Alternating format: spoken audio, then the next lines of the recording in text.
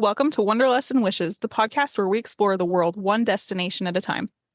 I'm Julie. And I'm Crystal. As travel agents with Fantastical Vacations, we are here to share our passion for travel and help you turn your wanderlust into reality. From hidden gems to bucket list adventures, join us as we dive into the sights, sounds, and stories of our favorite destinations. So grab your passport, pack your bags, and let's embark on this journey together.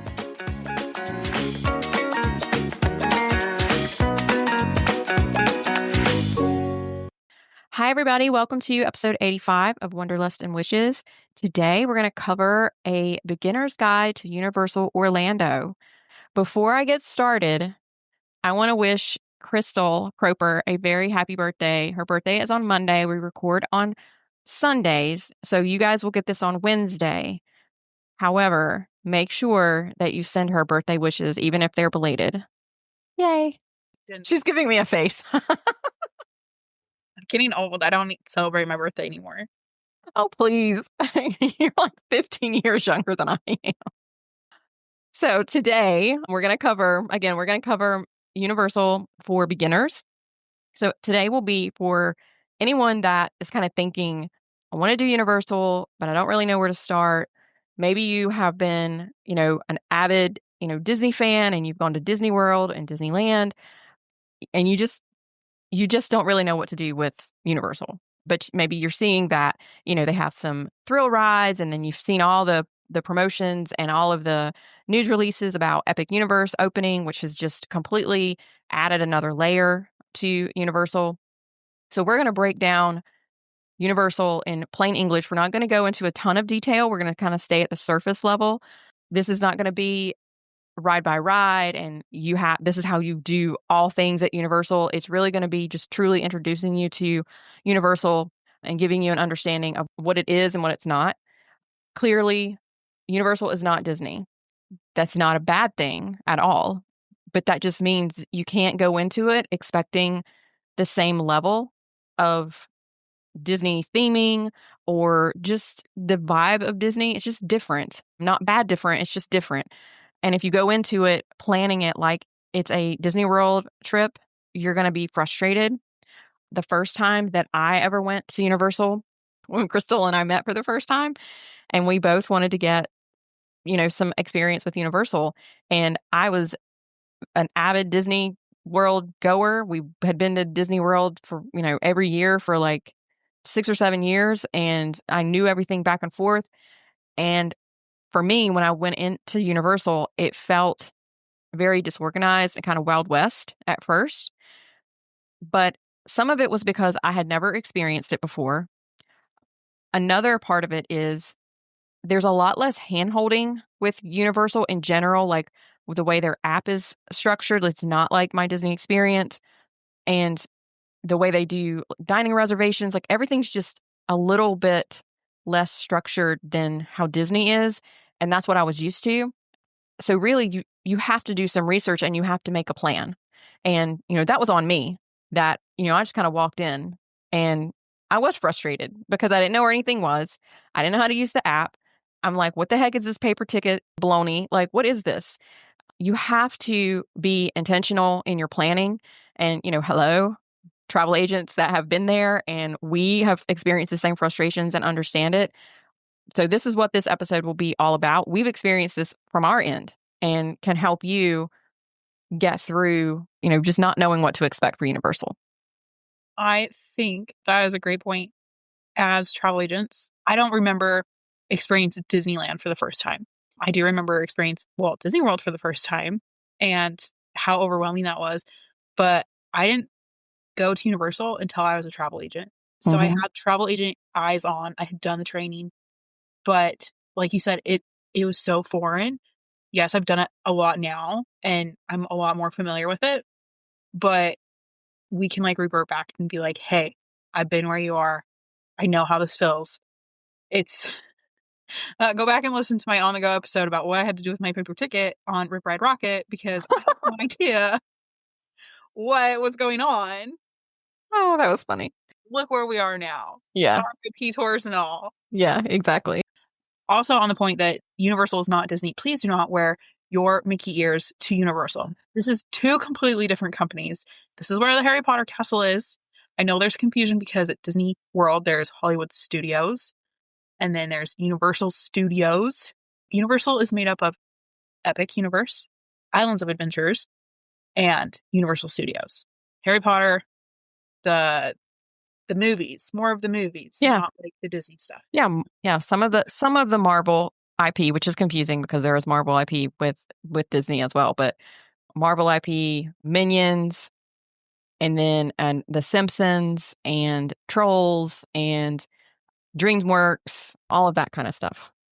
All right, so let's start with the big question. Is Universal even a good fit for you? Universal tends to be a little bit more heavy on the thrill rides, faster pace in some ways, less structured, less hand holding than Disney. I've been to Cedar Point in Ohio, and I feel like it's kind of on the maybe a step above, but kind of reverts to like your hometown amusement park in a way because it's not as like tech heavy as Disney. People who love Universal tend to be teenagers and young adults. Thrill seekers is a big one. Harry Potter fans. This is the park for you. This is where the castle is. Families with older kids, people who don't want to plan every second. They don't want to plan their dining reservations 60 days out. People who might struggle would be families with toddlers, guests who don't like big rides, anyone expecting Disney level theming everywhere, especially with the characters. There are some characters around, but it's not like what you think at Disney. And that doesn't mean that Universal isn't for families. It just means that you need to have right expectations going in. Yeah. And we have talked about a little bit that I think toddlers might be a struggle, but younger kids, definitely they've started adding more options for elementary school aged children. That's been helpful for larger families that want to be able to go together and experience it. So now we're going to do a quick overview of each of the parks. As Crystal said, there are 3 parks: Universal Studios, Islands of Adventure, and Epic Universe. And then there's also the water park, Volcano Bay, that we'll touch on as well. Universal Studios, this is probably the best one to kind of ease in to Universal Orlando. It focuses more on the movies, shows. It does have some familiar IPs like The Simpsons. It has Trolls. It has Shrek. It has The Mummy. Minions. And it has the Minions. Yes, the Minions, which is a huge, huge IP there. It's probably slower paced because it has a lot of shows versus rides. And a lot of the rides are not as much of the kind of thrill seeker coaster type rides. It does have a few of those, but most of them are not. And actually one of them, that was Rip Ride Rocket, they just tore it down and they're putting something else there. That was one of the coasters that they had that they don't have that now. So this would work well for first timers, probably, younger kids. They're able to go on the simulated rides versus the coasters. So some of the attractions there is going to be, like we talked about, it's going to be the Minions, Transformers, Born Spectacular, and of course, Diagon Alley, which is amazing. It looks like you're walking down the same street as the characters did in the movies. For me, this park is actually a struggle because of my motion sickness issues. I prefer the coasters because although I do need something for those, the simulated rides, motion simulation really gets me. So I don't do as well in this park. I don't like the rides as much in this park. However, I will say that of all the Wizarding World of Harry Potter areas in the 3 parks, Diagon Alley is my favorite. So I would go to Universal Studios for me personally because of Diagon Alley and not as much because of the shows and the simulated rides. So I would say if you have motion sickness issues, definitely pack your Dramamine and make sure that you're have set expectations for that.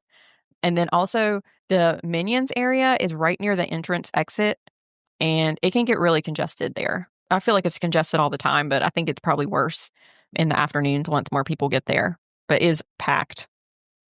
Moving over to Islands of Adventure, this is where Universal kind of starts to show its teeth a little bit. This park has bigger thrills, it has bigger height requirements. Some of the most intense rides in all of Orlando are found here. You'll find Hagrid's Magical Creatures Motorbike Adventure, the Velocicoaster, the Hulk, Spider-Man, Jurassic Park. I always tell clients, if you love coasters, this park will blow you away. If you don't, you're gonna need a strategy or you might struggle a little bit. Some pro tips. This park is so much bigger than it looks on paper. When Julia and I walked through the park for the first time trying to get content, we just thought it would never end. I just remember I was like, we're still not there. It was so long. It took us forever. It's just a big circle around the lake, and you're like, what's going on? Where does this end? How do I get out of here? Yeah. There are over twice the number of lockers that are needed in Islands of Adventure than in Studios or Epic, so make sure you plan that into your strategy, just with what rides you can't wear a bag on or have your phone in your pocket. And I would say pick one or two must-do thrill rides, and then just let the rest be the gravy. Probably rope drop one. Just trying to be there early because lines get long.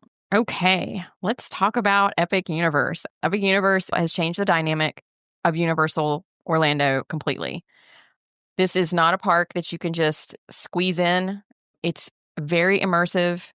It is spread out. It's designed to be experienced and not rushed. There are multiple lands that you need to spend time in each of those lands to fully experience this park.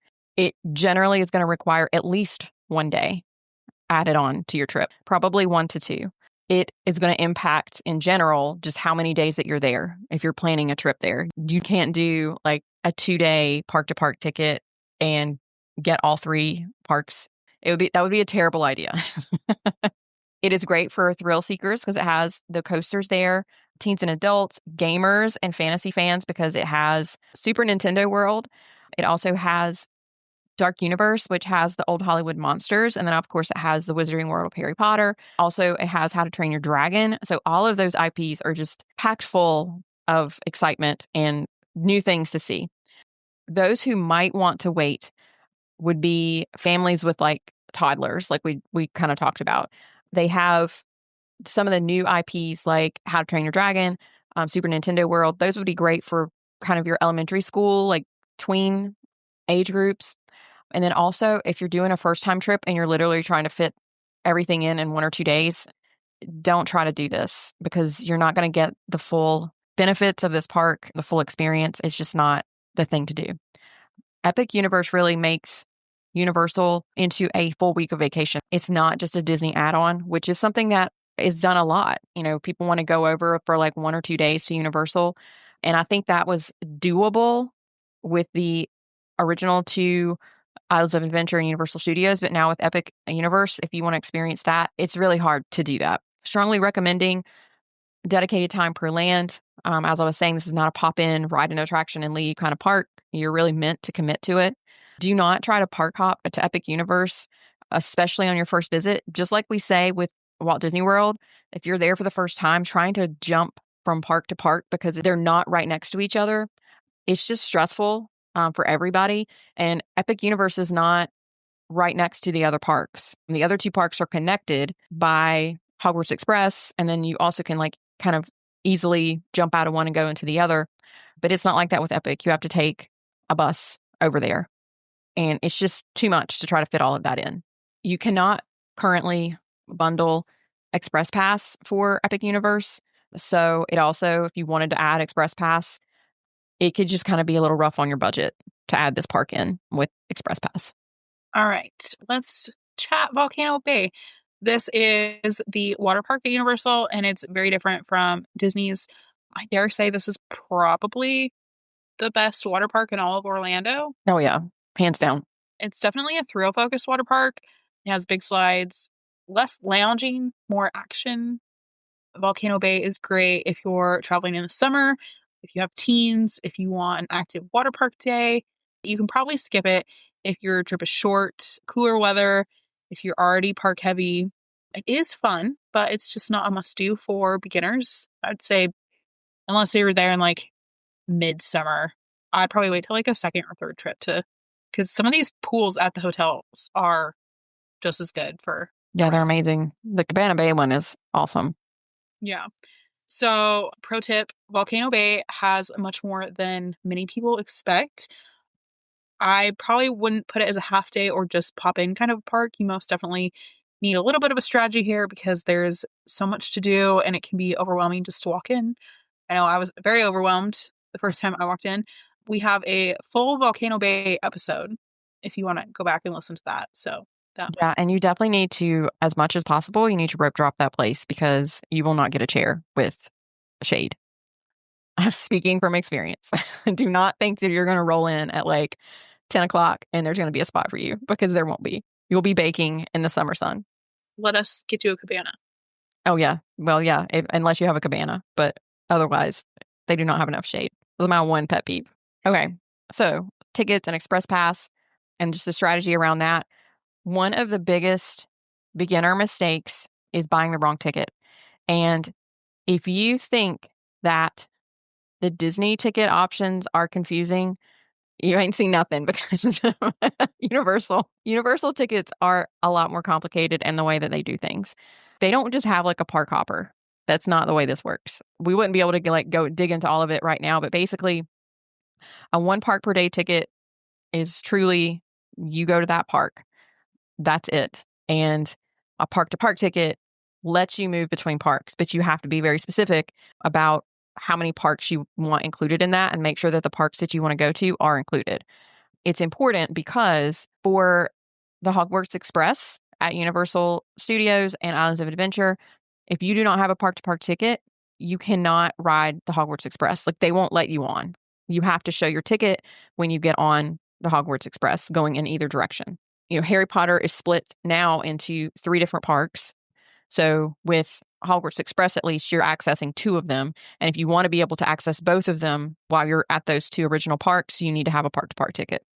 As we were saying, Epic Universe just adds another layer of planning and kind of degree of difficulty when trying to figure out what ticket you need to get. Here's another like shameless plug for using a travel agent. It's really important that you have somebody that can help you through that and make sure you pick the correct ticket. Depending on, we're going to talk about Express Pass in just a second, but like if you don't buy Express Pass at a certain time, it's either not available or the pricing is dynamic and it gets more expensive. There's just so many different layers of complexity there. Before we move on to Express Pass, we did talk about little kids and high requirements. I just pulled it up. There are 9 over, this is over Epic, Islands, and Universal, over 3 parks. There are 9 rides that are no height. A couple open, like 3 open at 34 inches. A huge chunk opens at 40 inches. My Reese just turned 4 and is like 41 inches. So she's still little, but to give you an idea, she just turned 4. So bigger thrills start at 48. And then your biggest rides, your Velocicoaster, your Doctor Doom, like 52 to 54 inches. So Barely meet that requirement. So just to give you an idea, if this is on your radar, maybe go measure your kids and just see. Pull up a height chart online and just see how many they can. If they can do more than half, it'd be fine for you guys. Let's chat about Express Pass. It does get confusing because Disney calls it Lightning Lane. People call it Fast Pass. This is just their skip the line system. But often this is where people either overspend or they underspend because Express Pass can be expensive. There are 2 different levels of Express Pass.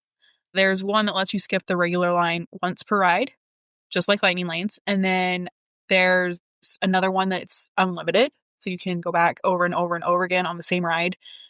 It doesn't necessarily mean that you're going to skip the entire line. Like you still might wait 20, 30 minutes, but it's just a lot better than a 2 or 4 hour standby line. Absolutely.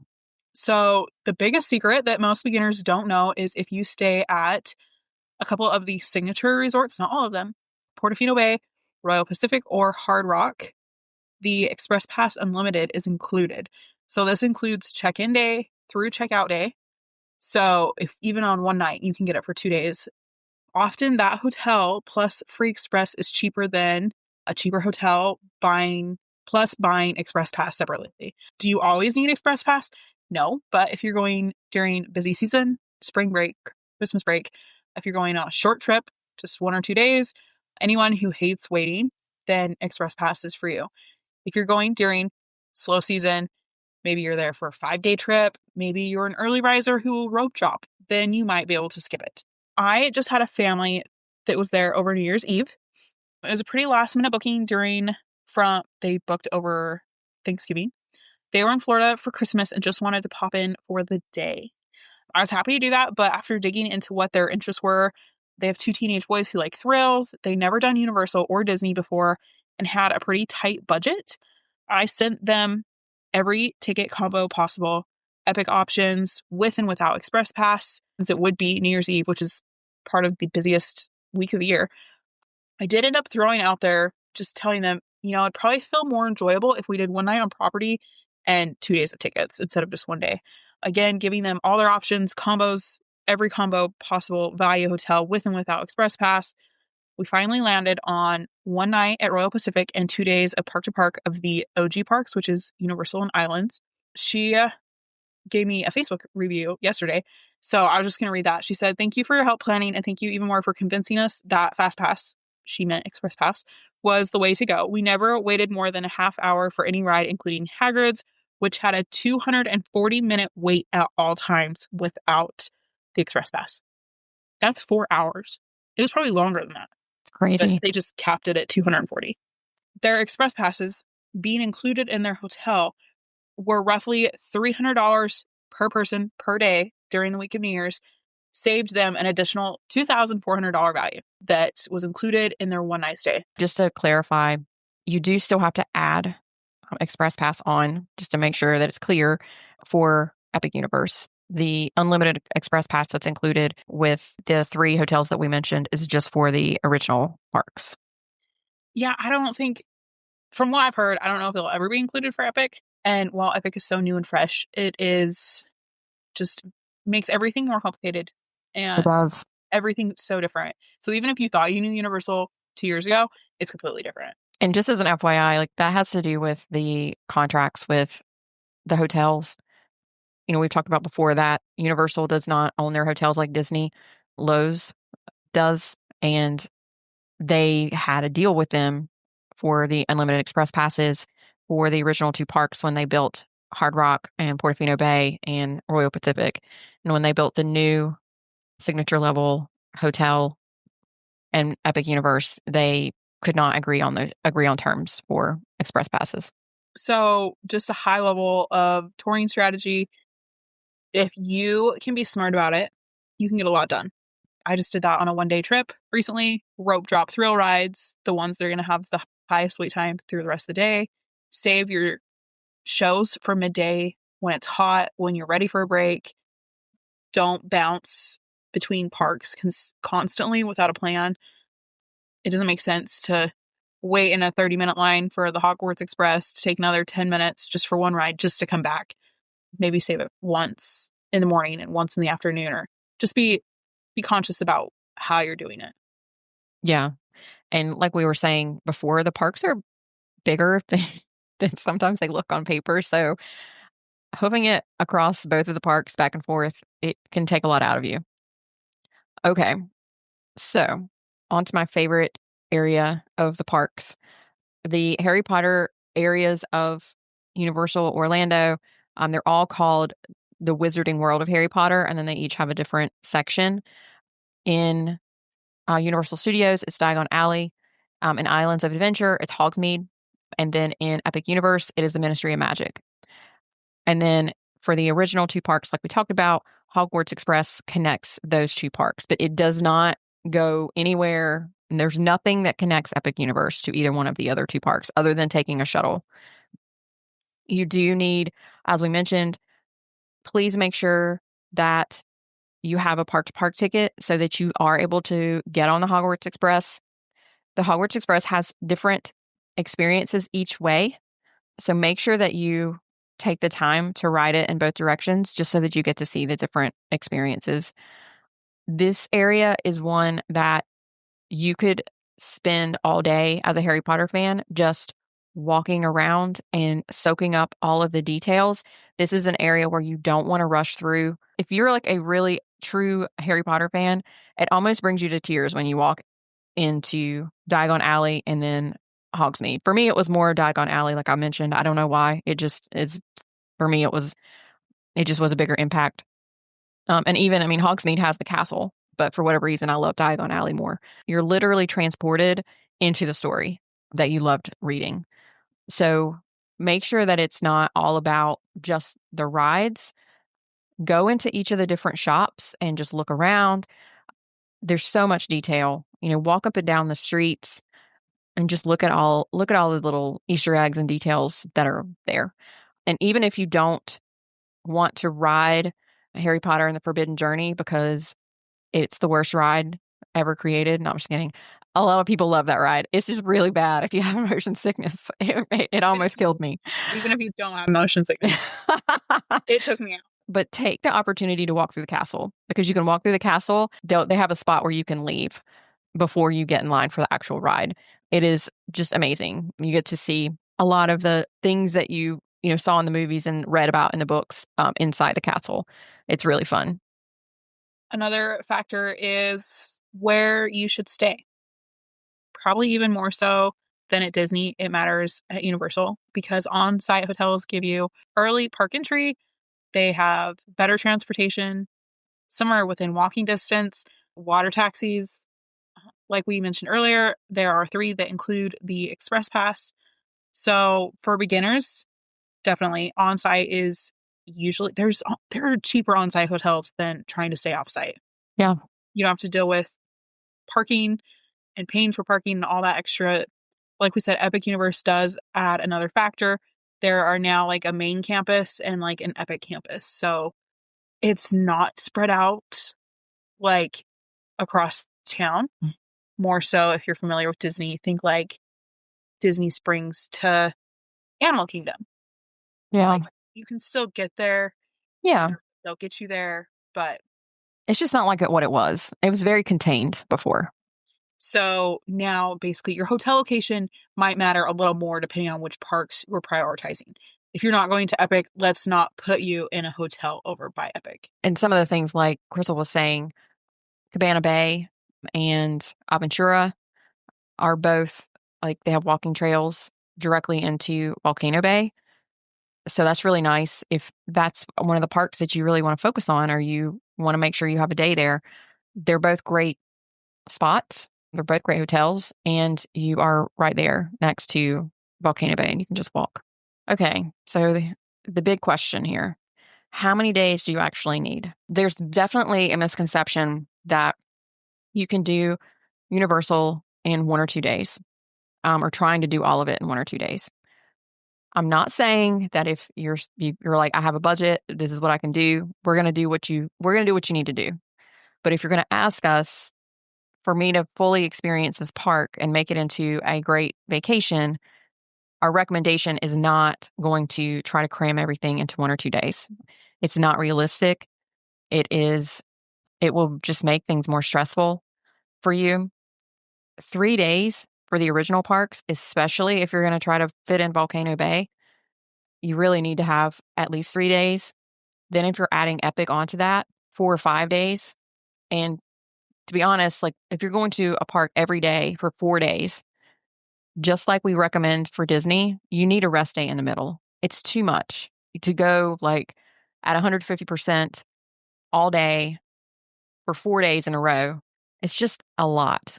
And by the time you get to that like 3rd and 4th day, you're really starting to drag and you're not going to enjoy it as much. And like Crystal said, the hotels, all of them have amazing pools. And spending a day at the pool or just chilling out or just going to, city walk and walking around for a little bit of shopping or just going out to eat or something, make sure that you're planning those things in. And I think a lot of the feedback that we hear is they feel rushed at Universal. Well, it's because you're only allotting 1 or 2 days and it's a lot bigger and more involved than people realize. And then you also have to think about, remember, you have to factor in dining. You do have the option to make dining reservations. It's a little bit different than Disney, but you still have that option if you want to make dining reservations up front. A lot of times you can get them same day.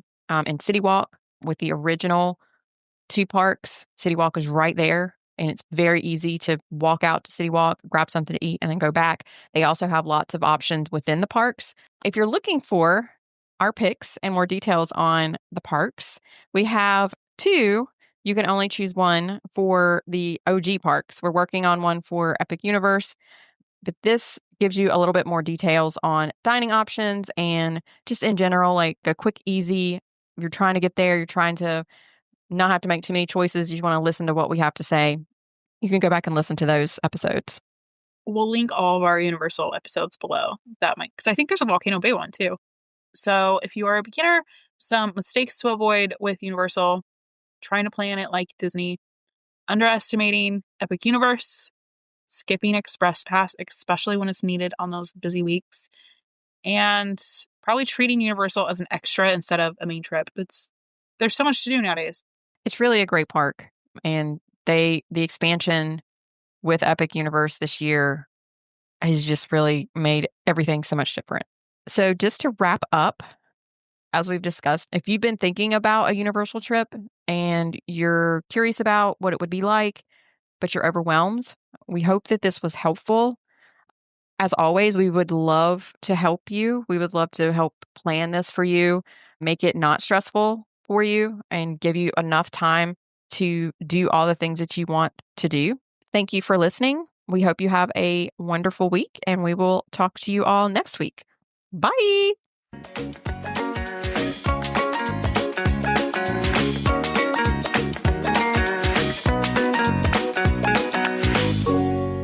Thanks for tuning in to another episode of Wanderlust and Wishes. If you enjoyed today's episode, don't forget to subscribe and leave us a review on your favorite podcast platform. And remember, the world is full of wonders waiting to be explored. Until next time, happy travels. Bye for now.